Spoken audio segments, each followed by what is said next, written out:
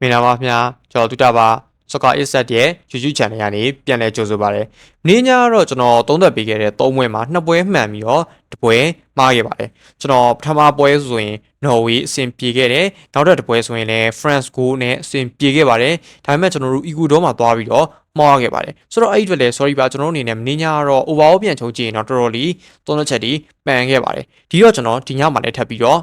ကြိုက်တဲ့ပွဲစဉ်လေးသုံးသက်ပေးတော့ပါအောင်မယ်။ပထမပွဲကတော့အင်္ဂလန်နဲ့ဒီယာကွန်ကိုကစားမှာဖြစ်ပါတယ်။အင်္ဂလန်ကတော့လက်ရှိအနေထားအရကျွန်တော်အရှိမပြောခဲ့သလိုပဲ line up ကိုတော့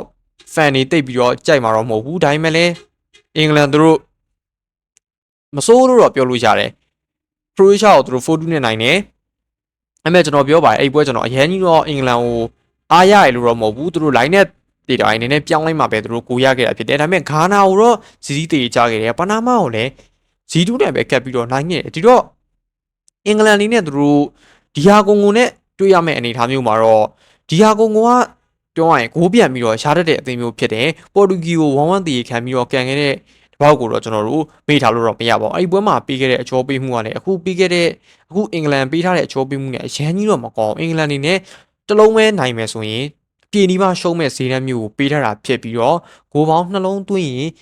ပြေနီးမှရှုံးမဲ့ဈေးနဲ့ပြန်ကာထားပုံအရာတော့တစ်ဖက်ကဒီယာကွန်ကိုဒီဈေးဝက်ရတော့ဂိုးပြန်ပြီးတော့မပေးထားဘူးလို့ကျွန်တော်တို့ယူဆလို့ရပါတယ်။ဒါပေမဲ့လို့ကျွန်တော်ကတော့ဒီယာကွန်ကိုတကူလောက်တော့ပြန်ပြီးတော့ရှောက်အောင်မလားလို့တွေးမိတယ်။ဘာဖြစ်လို့လဲဆိုတော့အင်္ဂလန်ကလက်ရှိမှာသူတို့ခံစစ်တော့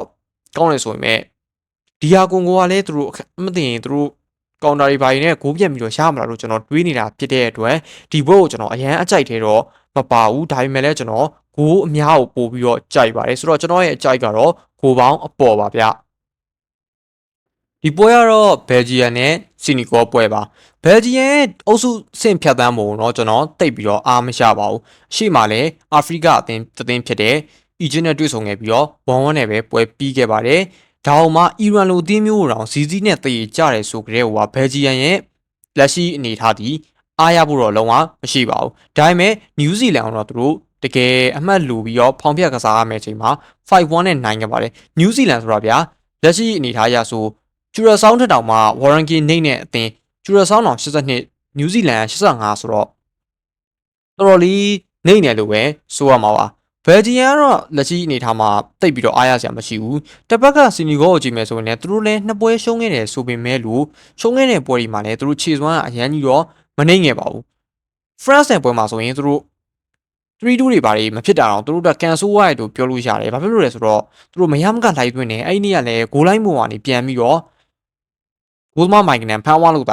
ာနောက်တဲ့တကူထပ်ပြီးတော့မရခဲ့တာဖြစ်ပါတယ်သူတို့အနေနဲ့လည်းနော်ဝေးကိုလည်းကပ်ပြီးတော့ရှုံးနေတာဆိုတော့သူတို့ရဲ့အနေအထားအရာဆိုရင်ပြန်ပြီးတော့အသင်းကြီးတွေနဲ့ခံကစားနိုင်တာကိုတွေ့ရပါတယ်ဒါကြောင့်လည်းစီနီဂေါကိုကြောပေးတဲ့အကြောပေးမှုဒီနည်းငယ်လေးပြော့နေတာဖြစ်ပါတယ်လက်ရှိအနေထားအရာတော့တီတဝက်ရှုံးဆိုတဲ့အနေထားကတော့လူကြီးဘယ်ဂျီယန်ရဲ့အကြောပေးမှုဒီပြင်းရှားရဲ့ဘက်မှာမရှိပါဘူးဒါအောင်မှဂိုးပေါင်းအနေနဲ့နှလုံးကို80ရှုံးနဲ့ပြန်ပြီးတော့ကာထားပုံအရာတော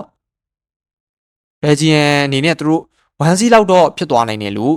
ယူဆထားတဲ့ပုံပါပဲဘယ်ဂျီယန်ကတော့ကျွန်တော်ထင်ပါတယ်တကယ်လဲ1စီးတွေပါလာနိုင်တယ်မနေ့ကဆိုရင်လည်းကျွန်တော်တို့ကြည့်မယ်ဗျာအာဖရိကတင်ဖြစ်တဲ့ Ivory Coast ကိုဒီလိုအချောပေးမှုမျိုးပဲပေးပြီးတော့နော်ဝေးကသူတို့1-2နဲ့အနိုင်ရသွားတာဖြစ်ပါတယ်ဆိုတော့လက်ရှိအနေထားအရဆိုရင်လည်းဘယ်ဂျီယန်လည်းစီနီဂိုကိုတော့တကူလောက်တော့နိုင်သွားမယ်လို့ကျွန်တော်ထင်ပါတယ်ကျွန်တော်တို့ဒီပွဲကတော့ရဲဆိုမြပဲဘယ်ဂျီယန်ကိုပဲကျွန်တော်ကြိုက်ပါတယ်ဗျဆိုတော့ကျွန်တော်ရဲ့အကြိုက်ကတော့ဘယ်ဂျီယန်ပါဗျ USA နဲ့ Bosnia ပွဲဖြစ်ပါတယ်ဒီပွဲကတော့ကျွန်တော်ကြည့်လိုက်တော့အင်ရှင်အနေနဲ့သူတို့ဒီရှုံးထွက်အဆင့်မှာ3သင်းလုံးနိုင်မှာလားဆိုတဲ့အချက်ကိုကျွန်တော်တွားပြီးတော့တွေးပါတယ်3သင်းလုံးဒီဈေးကွက်ကိုဖျက်ချော်နိုင်မှာမလား Bosnia ကိုကြည့်မယ်ဆိုရင်တော့သူတို့အင်ရှင်တသင်းဖြစ်တဲ့ကနေဒါကိုတော့1-1တည်ခံပြီးတော့ကန်နိုင်ခဲ့ပါတယ်ဒါပေမဲ့သူတို့စဝစ်ဇာလန်ကိုတော့4-1နဲ့ရှုံးတယ်ဒါပေမဲ့ကာတာကိုတော့3-1နဲ့နိုင်ရခဲ့ပြီးတော့ဒီအဆင့်ကိုတက်လှမ်းလာတာဖြစ်ပါတယ်အမေရိကန်ကိုကြည့်မယ်ဆိုရင်တော့သူတို့မထင်မှတ်ဘဲနဲ့တူရကီကိုရှုံးခဲ့တယ်ဆိုပေမဲ့တို့အရှိပွဲတွေမှာတော့ပေါ်ရိုဂွေးနဲ့ဩစတြေးလျကိုတော့သူတို့အမှတ်ယူရမယ့်အချိန်ဒီမှာပြေဝအမှတ်ယူခဲ့ပါတယ်ပိုချက်တီနိုရဲ့အမေရိကန်ကတော့လက်ရှိအနေထားအရတော့မဆိုးဘူးသူတို့နိုင်တဲ့အသင်းတွေဆိုရင်တော့သူတို့နိုင်ပါတယ်ဒါပေမဲ့ တူရကီလိုအသင်းမျိုးနဲ့တွေ့တဲ့အခါမှာရှုံးသွားတာတော့တိတ်ပြီးတော့မဖြစ်တင်ဘူးပေါ့လေအဲ့ဒီနေ့ကအမေရိကန်ကသူတို့အမှတ်မလူတာလေပါကောင်းပါလိမ့်မယ်ဆိုတော့ထားပါတော့ကြည့်ရမယ်ဆိုရင်တော့လက်ရှိ line နဲ့ရဆိုရင်လည်းအမေရိကန်ဘက်ကပို့ပြီးတော့ပါပါတယ်အမေရိကန်ကသူကလက်ရှိမှာ Warren King ကစက်ကွန်ဖြစ်ပြီးတော့ Bosnia 64ဖြစ်တဲ့အတွက်သူတို့ရဲ့ဂျားရဲကွာချက်ကတော့တော်တော်လေးများပါတယ်တိုက်စစ်ကတော့ဘာလူကန်ပူလီချစ်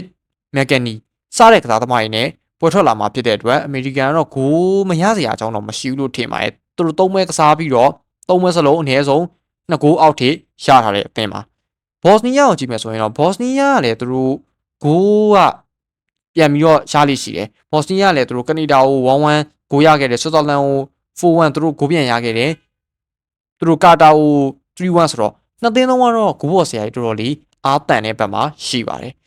ကြောပေးမှုကိုကြည့်မယ်ဆိုရင်တော့တစ်လုံးကိုတစ်ဝက်ရှုံးမှာသုံးလုံးကိုတစ်ဝက်နိုင်နဲ့ပြန်ပြီးတော့ကာထားတာဖြစ်တဲ့အတွက်ကျွန်တော်တို့အနေနဲ့ဒီပွဲကတော့အောက်သင်းနဲ့ဂိုးအများဘက်ကိုသွားပြီးတော့စဉ်းစားတဲ့ဘက်မှာရှိပါတယ်။ဘာဖြစ်လို့လဲဆိုတော့ကျွန်တော်ကတော့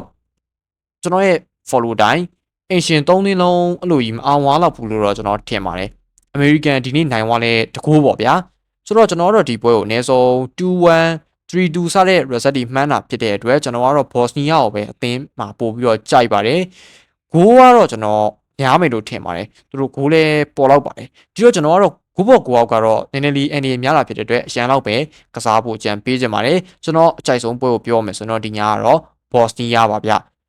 ဆိုတော့ကျွန်တော်ကုန်းကင်းဆွဲပြီးပြန်ပြီးတော့ပြောပြရမယ်ဆိုရင်ပထမဆုံးပွဲကိုတော့ကျွန်တော်